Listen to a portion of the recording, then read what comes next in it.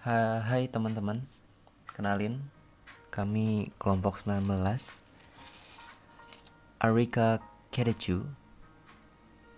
Saya nyoba pakai Google Translate.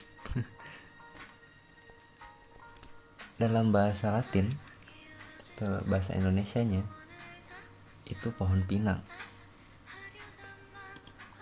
Definisi pohon pinang adalah salah satu jenis tumbuhan monokotil yang tergolong palem-paleman. Pohon pinang masuk ke dalam famili Aricaceae pada ordo Arecales. Pohon ini merupakan salah satu tanaman dengan nilai ekonomi dan potensi yang cukup tinggi. Kenapa kelompok kami dinamai Arika Kedechu? Karena kami yakin kami memiliki potensi untuk menyalurkan dan mengedukasi masyarakat di Indonesia betapa pentingnya kehidupan yang lebih sehat. Di sini, berikut ini, saya akan membacakan orasi semangat pendidikan Indonesia oleh Fikri bin Dedi Suhardi.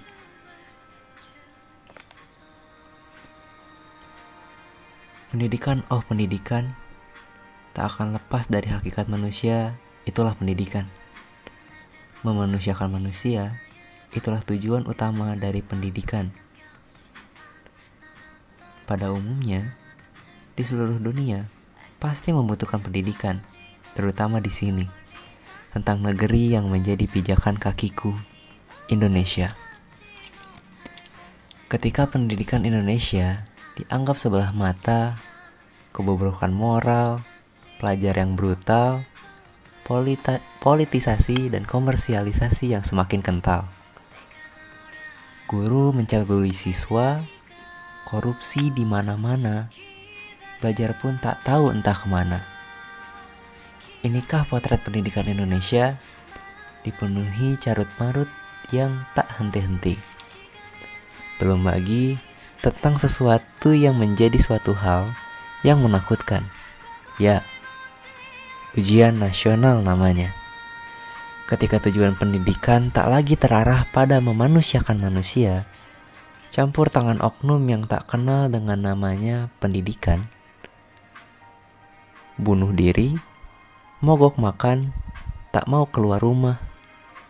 Mungkin ya, itulah ujian nasional. Ketika kemerdekaan itu dikumandangkan 17 Agustus 1945, namun kini sebetulnya kita belum merdeka. Kita hanya merdeka dari penjajahan oleh Belanda dan Jepang. Tapi kita sedang dijajah negeri kita sendiri. Dijajah.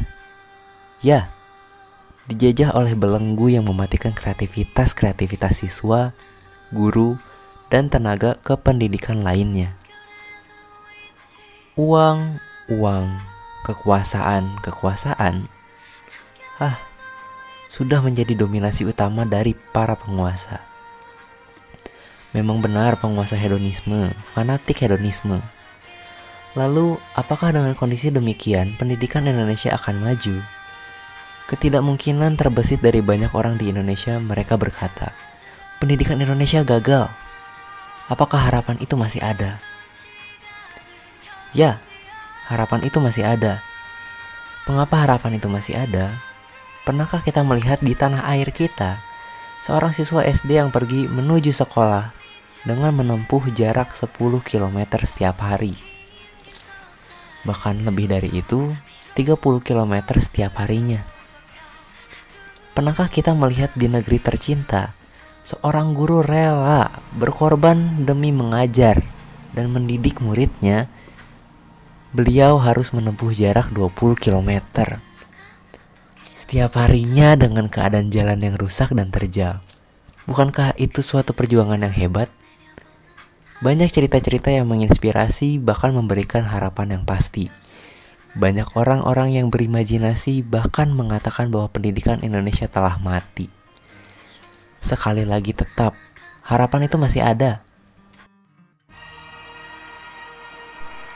Harapan untuk pendidikan Indonesia. yang akan memunculkan peradaban di zaman yang semakin wong edan, harapan untuk para generasi bangsa Indonesia yang akan meneruskan tongkat estafet kepemimpinan dalam pendidikan Indonesia. Harapan untuk para guru bangsa Indonesia yang senantiasa mendidik tanpa tanda jasa, ikhlas loyal tanpa batas. Harapan untuk Indonesiaku yang tetap akan menjadi negeri tercinta, hasil jerih para pahlawan yang berjasa, dan siapakah yang akan menjadi generasi selanjutnya? Ya, kita semua yang senantiasa peduli terhadap pendidikan Indonesia.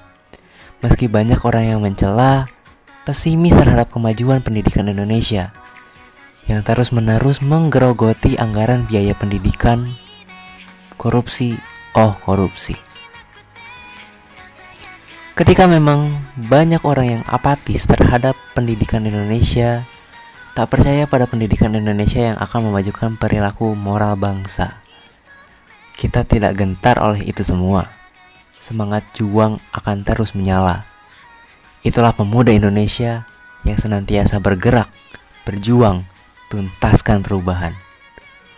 Pendidikan Indonesia, meski image mood sudah tercemar dan terkotori oleh politik, komersialisasi, tapi harapan itu masih ada untuk pendidikan Indonesia yang lebih baik dan siap membawa manusia menuju impiannya. Itulah orasi semangat pendidikan Indonesia yang ditulis oleh Fikri bin Dedi Suhardi, yang dibacakan oleh saya. Dan terakhir ada kata pepatah dari Ki Hajar Dewantara yang mengatakan, di depan memberikan teladan, di tengah membangun kekuatan dan terus berkarya, di belakang memberi dorongan. Saya Alfian Muhammad Fadilah dari Promosi Kesehatan yang mewakili kelompok Arika Kercu. Dan untuk kita semua, selamat menjalankan PKKMB 2021 yang diselenggarakan oleh BEM Poltekkes, Kemenkes, Bandung. Nama Fadila Nur Febrianti dari jurusan D3 Keperawatan Gigi. Perkenalkan, nama saya Farah Rahayu Nur Rahmah, jurusan Teknologi Laboratorium Medis. Saya Ridatia Razilianti dari D3 Keperawatan Bandung. Perkenalkan, saya Febi Irawati. Saya berasal dari jurusan Kebidanan Karawang. Nama saya Syamil Khalia dari D3 Gizi. Perkenalkan, nama saya Najma Khoiriah Zahra dari Prodi D4 Kebidanan Bandung. Perkenalkan, nama saya Ginara Sukma Bangsa dari D3 Sanitasi. Nama saya Najujir Al-Herani, saya dari jurusan D3 Farmasi. Perkenalkan, nama saya Zahra Jamalia dari jurusan D4 Keperawatan Gigi. Halo, nama aku Sabrina dari D4 Teknologi Laboratorium Medis. Halo, nama saya Marsya Windarosa dari jurusan D4 Keperawatan Gigi.